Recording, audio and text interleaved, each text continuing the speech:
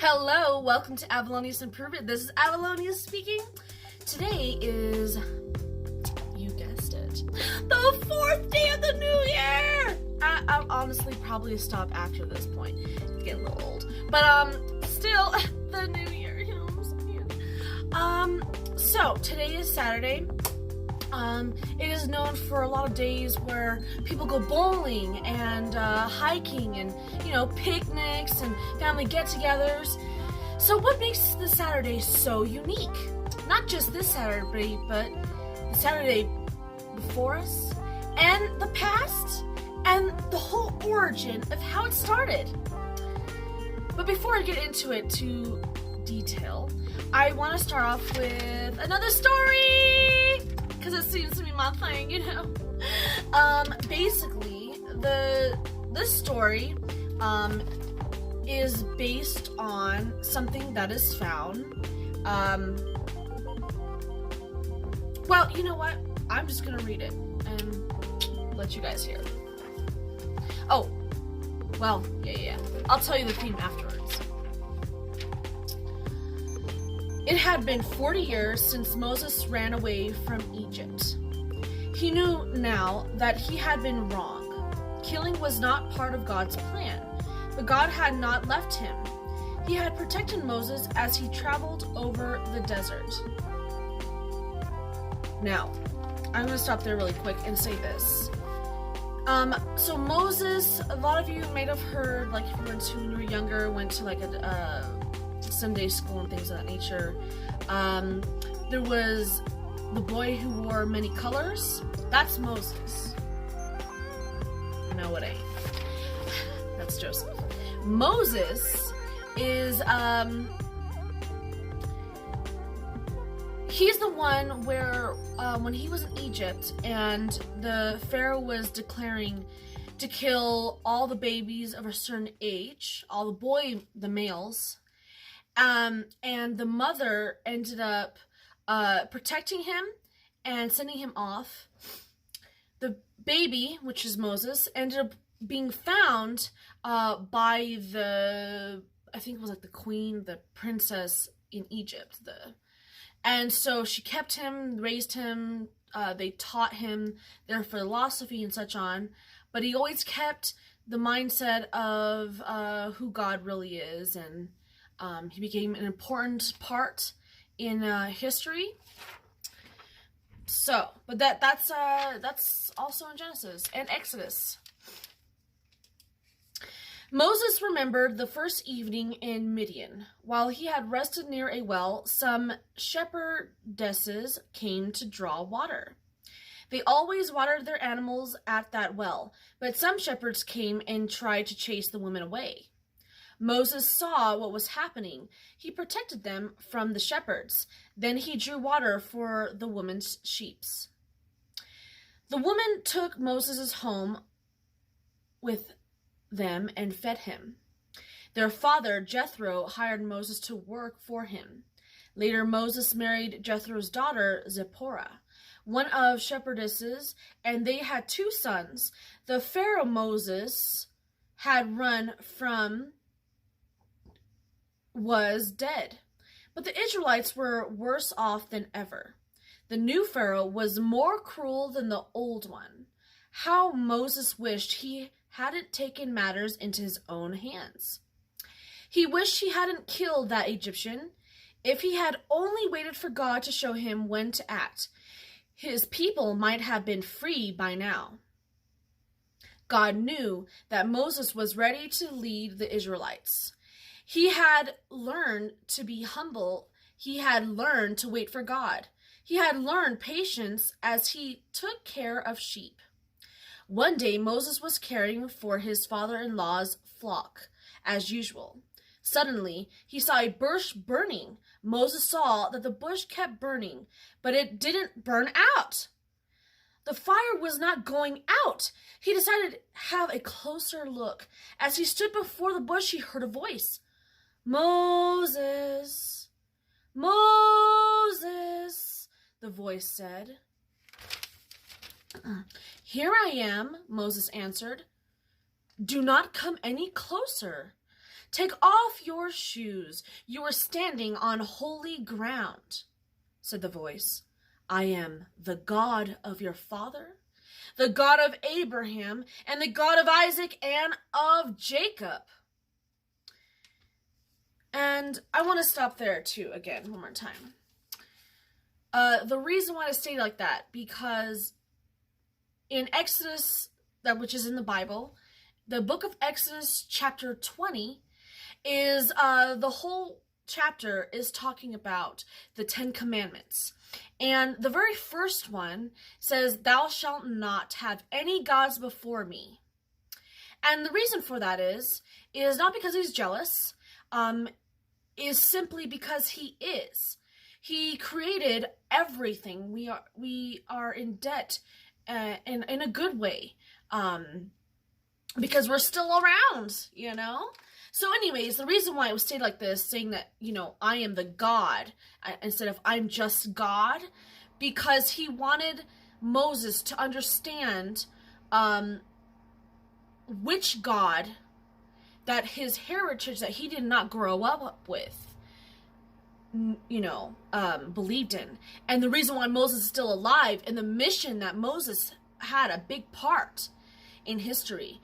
And so that is why it was stated that way. Because otherwise, again, remember, he had been gone into Egypt, living in a royal family since an infant. So from that point, he didn't know about his Jewish family and the God, who God is and things of that nature. Quickly, Moses took off his sandals and bowed low.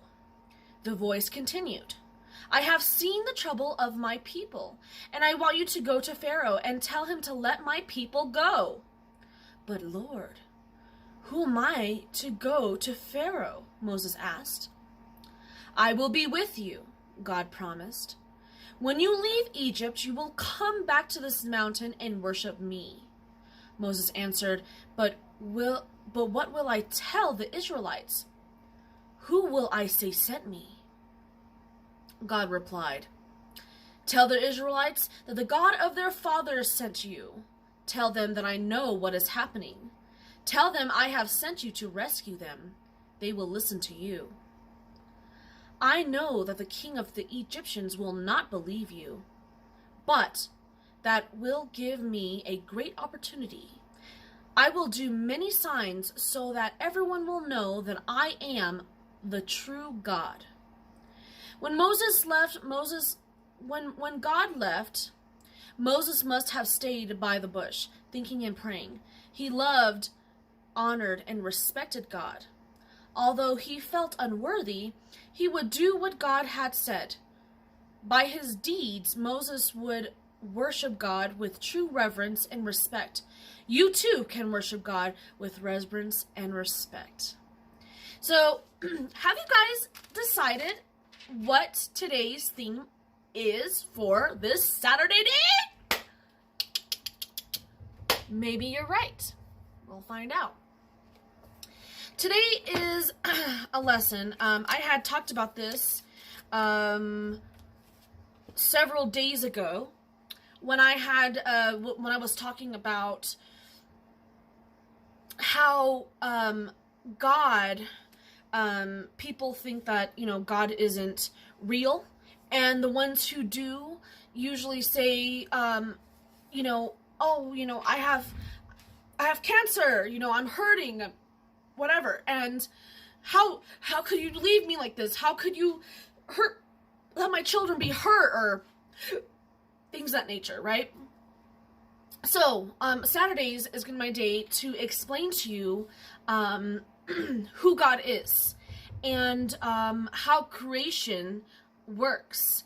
Actually, I think that Friday I was doing the same thing. I was explaining to you guys a little bit more who Jesus is. But I'm going to read this for you guys. When I was saying, does God care that I'm hurting? Because I was telling you guys before, we all have a choice. And for God to have to rule to overrule us and to do things for us would mean that when he says that we have a free will of choice, that he's lying if, because he does it for us rather than us asking him to help us. So, again, does God care that I'm hurting? And I'm just going to read this to you guys. Let you make your own judgments from it, okay? We live in a world where terrible things happen to people who don't deserve it. Hurricane Katrina slams ashore New Orleans, breaks leaves, and thousands die. Hundreds of thousands are without shelter or drinking water. Homes and possessions are swept away. Or suffering may take one more everyday forms: a sudden disease, an accident, a divorce, the death of a spouse or a child. Whatever the reason, we instinctively cry out when we hurt. We want to know why. Why me? Does God know or care when I'm hurting? When Jesus had a similar question when he was here on earth, my God, he cried out as he hung on the cross. Why have you forsaken me? The book of Mark, chapter 15, verses 34. He wondered if his father knew and cared that he was hurting so terribly. The Bible describes Jesus as a man of sorrows and familiar with suffering. The book of Isaiah, chapter 53, verses 3. And by the way, feel free that if you do have a Bible or you don't and you would like to do your research, please do so. And that's why I give them these Bible verses. So it's not me just talking to you and you believe me. Rather than I'm just talking to you as a person, telling you what I found out. And maybe you agree with me, maybe you don't. Maybe God will intervene. That's the one I want the most. God is close, even when you're hurting. You may not find it easy to believe right now when the hurt is so painful, but God does know all about it. And he cares. He's very close, even when he seems far away. We know this is true because Jesus promised, I am with you always, even to the very end of the age. This is in the book of Matthew, chapter 28, verses 20. God is with you when you're hurting, he says. When you pass through the waters, I will be with you. And when you pass through the rivers, there will not sweep over you. The chapter or book of Isaiah, chapter 43, verses 2. God is there in our worst trials and hurts. But if that's true, why does he do something about it? Why doesn't he make the hurting go away? First of all, how do you know he isn't doing something about it? How do you know that your situation wouldn't be much worse than it is, except for God's intervention? We live in a world in which evil is a reality. The Bible says that this evil is the direct result of Satan, who was engaged in a life or death struggle against God. And we had talked about him, and that was the whole thing of the devil made me do it. Ah! No. You can't be forced to do anything you don't want to unless you want to. Because it's just tempting otherwise, right? Or, by the Holy Spirit, it could be words of wisdom.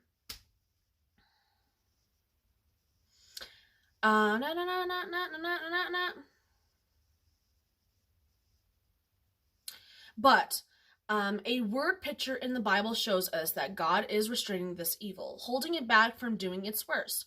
The book of Revelation pictures 4 angels holding back the 4 winds of the earth. And an angel from heaven urges them, do not let loose these winds to harm the earth. The message is that God is protecting us from the worst effects of Satan's desires to harm us. God's dilemma. Second, God has a problem. You see, we live in a world in which evil is a terrible reality. Satan is locked in a great struggle against God and goodness. He is trying to destroy us and everything that causes happiness. God is stronger than Satan. He will, and the reason why I say, and here, God is stronger than Satan, is because He created Satan, so obviously he's stronger than him. And he will finally win this struggle. Sin and evil and suffering will be totally eradicated from the earth and from the entire universe someday. But meanwhile, Satan has the power to cause pain and hurt and death. God's problem is this: how to overcome Satan is such a way that you and I will have the ability to choose sides freely. You see, our freedom to choose either good or evil is a fundamental freedom that God must preserve at all costs. If we don't choose to be on God's side because we freely want to make that choice, then Satan has won. He accused God in the beginning of being dictatorial and arbitrary and demanding obedience. He set himself up as the alternative to God. Isn't that interesting? God's response to Satan's challenge was to display his utter unselfishness by sending his own son to earth to live as one of us and to die for us on the cross.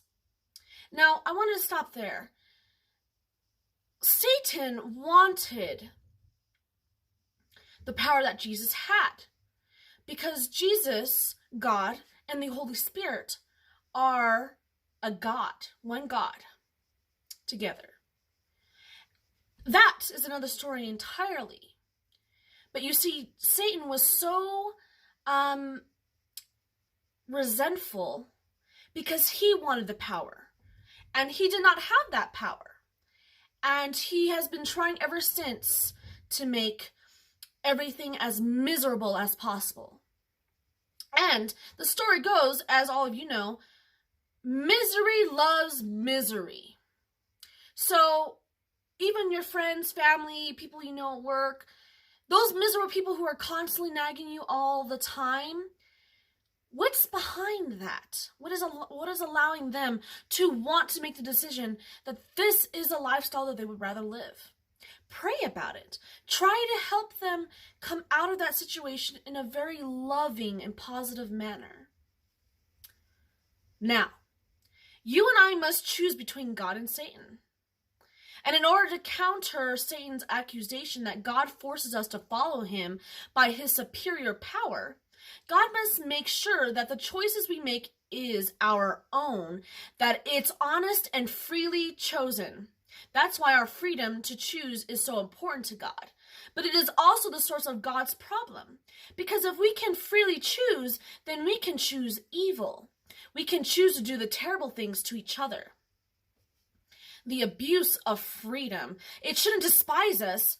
It shouldn't surprise us that then some people choose to do evil. That pain and suffering result. When a young mother dies of cancer, when a marriage breaks up, when a car crash kills a child, when you're hurting for whatever reason, it says that Satan is still fighting God and that sometimes Satan wins a battle. However, the Bible assures us that in the end, God will win the war. The book of Revelation describes this in a word picture of Jesus riding on a white horse. And at the end of heaven's armies, billions and billions of holy angels follow him. His patience with Satan's evil has reached its limit. The battle is short. Satan and all his evil followers are captured. The destruction of evil will be complete when Satan is destroyed. It will be the end of hatred and violence, terrorism, genocide, homicide. It will be the end of all the hurtful, sad things, large and small, that Satan has caused us to suffer. No more pain. The Bible promises that sin will never rise up again. You can also see in the book of Nahum, chapter 1, verses 9. It says that God will make everything new, including us. He will wipe every tear from their eyes. There will be no more death, no more mourning or crying or pain, for the old order of things has passed away. And that's in the book of Revelation, chapter 21, verses 4. Does God care that you're hurting? Indeed, he does. He is going to do something about it? Indeed, he is. Both for the big and for the personal, He promises, never will I ever leave you, never will I forsake you, in the book of Hebrews, chapter 13, verses 5. And I think that describes it a little bit better what I'm trying to say. We have to want his presence around us all the time. You want to have a relationship with him 24/7, where you're constantly talking to him. Lord, I need money right now. I don't know how you're going to help me with this, or how you will bring it into my mind so I can learn how to plan this out. But Lord, help me. Give me the wisdom, the strength, the hope, and the faith to do everything in your name because I want to, not because you're forced to. And then you say, okay, yeah, but what about that one pastor or that church and those family members? Forget about them, because everyone makes mistakes. We're full of sin, and we can do the best we can to do not to do those things with God's help, and we will overcome them. But everything that we do, all the little details of the little disorders, people get raped, and then as children or even as adults, and then for the rest of their life. I'm not saying like it doesn't give a trauma effect, but for the rest of their life, 20 years later, oh, well, that one time. And so that's why I act like this towards you. No.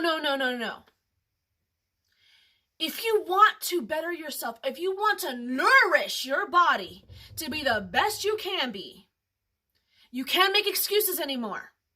Ever. Not because it's a new year, not because you got a new job or a new boyfriend, or you just got married, or you just got a baby, or you're trying to be someone different. You are who you are. You know who you are. I know who I am, and I had to go through my own problems to come out to where I am today, because trust me, I got stories to tell you. Not today, though. But I want to read this, my little bookie, like I love. Be tender-hearted and keep a humble attitude. 1 Peter chapter 3, verses 8.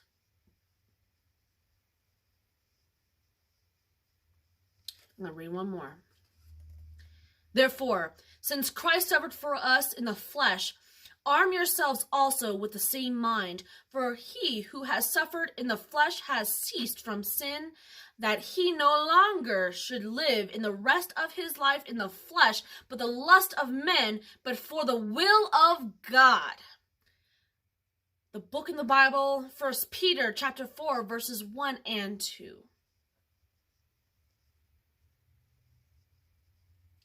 Blessed are the poor in spirit, for theirs is the kingdom of heaven. Matthew chapter 5, verses 3. Just some ideas for you to come across. Whenever you're feeling low, go to the book of Job. Listen to his story. Now, I wanted to read this other book called Keep Calm and Trust God. So, let's see here. What we got going on? The beginning of anxiety is the end of faith, and the beginning of true faith is the end of anxiety. And honestly, that's true as you can get. Have you learned so far today? If not, hey, it's all right. Hopefully you're open-minded enough just to hear out what I had to say. I know, I've been there. I used to make fun of God, people who loved being around God. I had 3 covens, 3 different states. I was a very, very, very bad person at one time. And it's because of God's love and grace that he has healed the brokenness in me. When I thought I was trying everything, did everything, blah, blah, blah, blah, blah, blah. And every time I thought I was trying to better myself, it would get worse and worse and worse. Until God came to me when I asked him to. And the one thing I said to him was, all right, I'll give you a shot. But if I hold your hand and you pull me out of this, and it doesn't get better, because I have nothing to lose, then I will kill myself.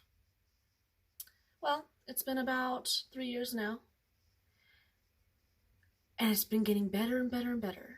Don't get me wrong, I have my situations. I definitely go on some trials.